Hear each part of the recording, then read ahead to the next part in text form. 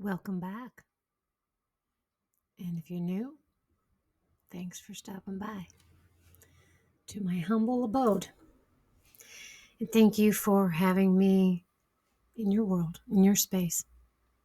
It may remind you to do so with everyone and everything quite consciously and with intention.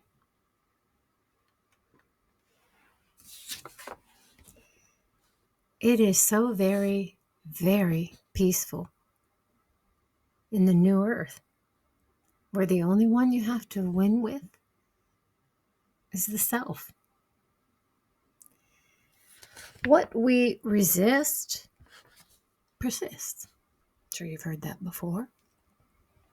Not telling you anything new. Failures and mistakes ignored never get the opportunity to be addressed, let alone rectified or healed. Those who refuse to reparent themselves loop in a constant childishness, which can look like, and I want to emphasize, childish, not childlike. It's not the same.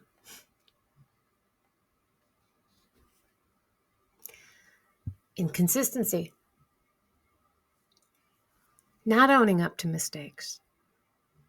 Looking for shortcuts.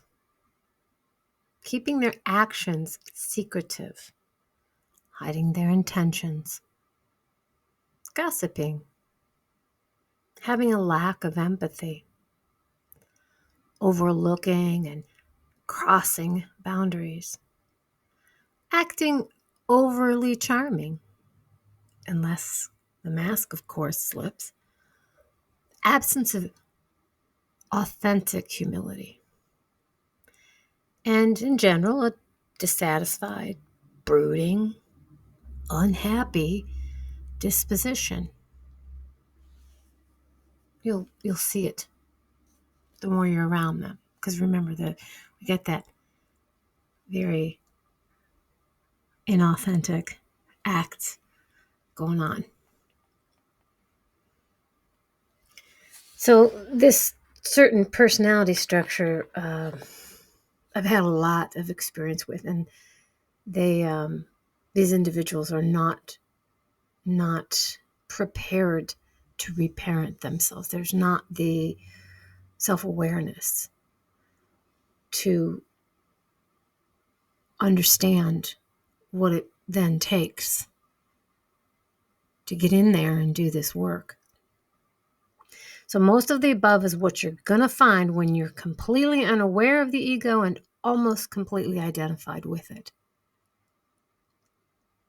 In refusal to see or believe one's dark side, this is going along the lines of the work of Carl Jung. Ignoring it doesn't make it go away, though it does make good people go away.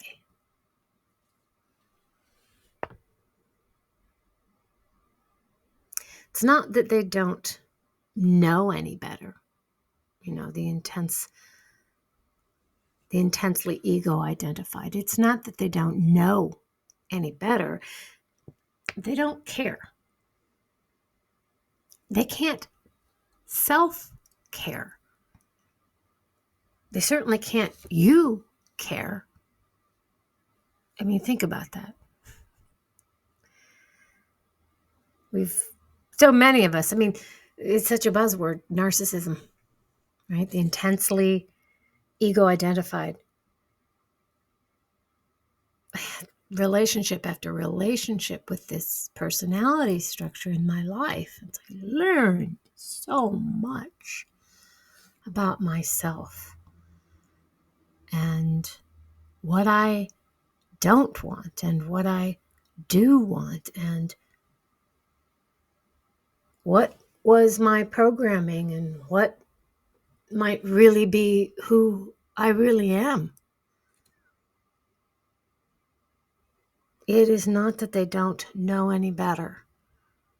They don't care, but they can't self-care. It's just, I already said that. They really can't. It's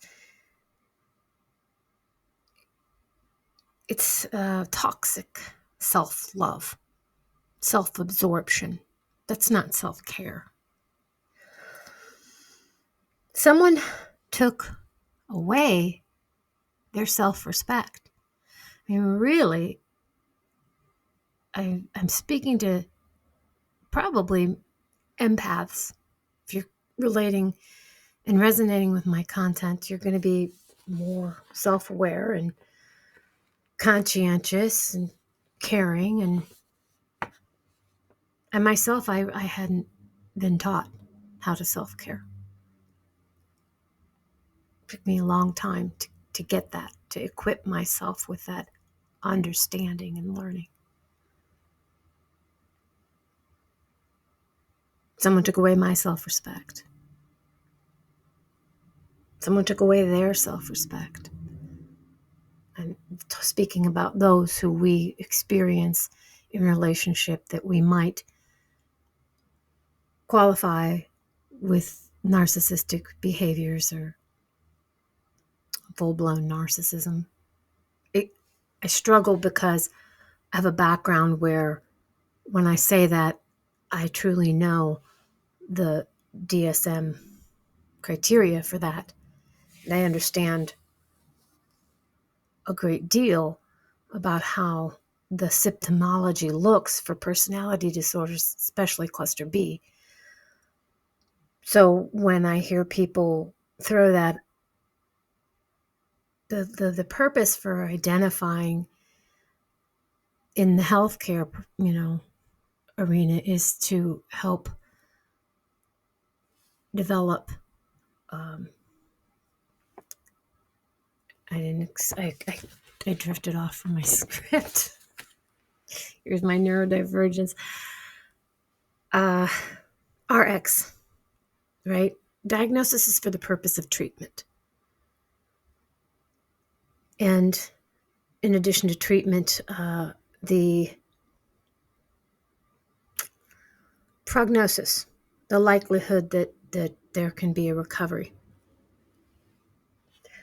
So when you hear me on this channel use those labels, I do so with a great sense of responsibility. Just know that. Someone took away their self-respect, but only they can give it back to themselves. So if you're in a relationship with an individual who follows this criteria and this behavior symptomology, it just doesn't make a lot of sense to be angry with them. And they will. They will anger you beyond any. The patience of Job. Try the patience of Job. Try the patience of Christ. Mm-hmm. Yeah. These people and their behaviors and actions and treatment of you preoccupy your thoughts and your mind. It's time to say goodbye. And I'm speaking more micro in this aspect of dealing with the personality structure. It should probably go without saying that is the personality structure that has essentially taken over dominion of a reality, the cause and effect kind of thing. Trying to not get too specific and then go off on a tangent. If these people in their behaviors and actions and treatment of you preoccupy your thoughts and your mind, it's time to say goodbye. Part of that saying goodbye is saying hello to and looking at your own codependency, your own behaviors and actions and treatment of yourself and others. Ooh, the pill nobody wants to swallow. That work can be about as pleasurable as is cleaning out the gutter. Those wet, moldy, decomposing, stinky, nasty leaves that have begun to rot. Really rot. I know that. I did this work. It's been years pulling that stuff out. Looking at it. Sitting with it. It really isn't about them. Their narcissistic abuse. Their actions and behavior. How they treated you. How they treat others. You're not going to change that. Wayne Dyer used to say, "What you think of me isn't any of my business." Don't make what you think of them any of their business. Just like what they think of you isn't any of your business. What you think of you needs to be your business. Because that's where you can change. That's what you can change. That's what's in your sphere of control to deal with.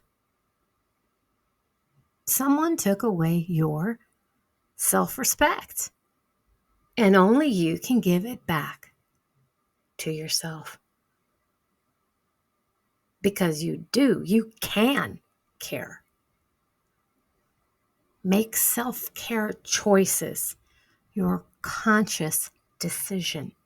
Let me repeat that. Make self-care choices your conscious decision. Part of that is getting physical proximity or distance from this or these individuals. And there are entire books written to help direct you in those specific efforts. And to that end, what I have that I share is awareness, insight to self.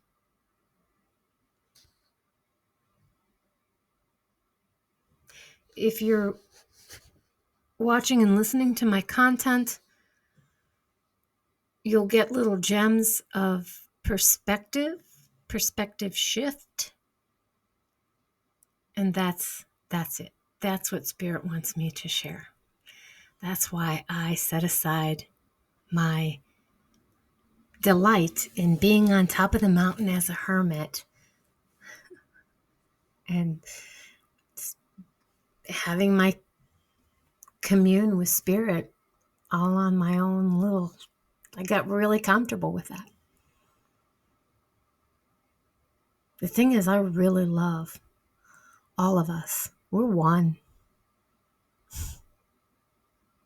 You know, if any one of us is in pain and suffering, I'm an empath, so I can feel it.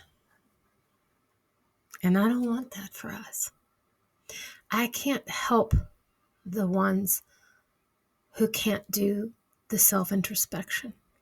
They're never going to hear it. I do know that I have a lot to share that can help you make a difference in your life because you can care. And that's why I'm here. What I have to offer, what I have to share is what I have to offer. You've heard of the peace that surpasses all understanding. That's where it's at. Within you. Are you willing to go into those deep, dark recesses? Unafraid of what you'll find? Or at least have the willingness to look at it? It's not so much about finding it as it is about the mastery of self. Stepping into your own stepping into your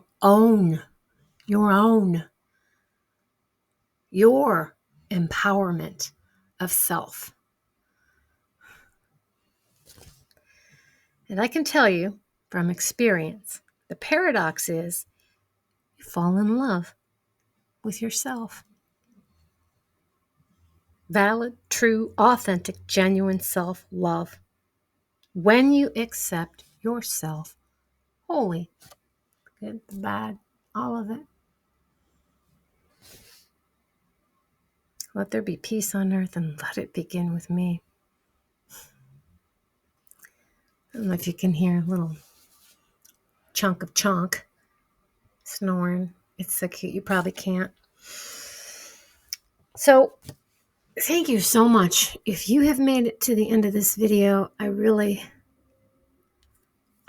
hope that you're rewarded with some understanding, and I've expanded your awareness, given you some things to think about. Obviously, if you've made it this far, you've resonated with it. I'm going to title this video The Dove. And so if you've made it this far, thank you so much. You've resonated with it. Just drop a dove emoji in the comment section. And I appreciate you. I love you. Peace.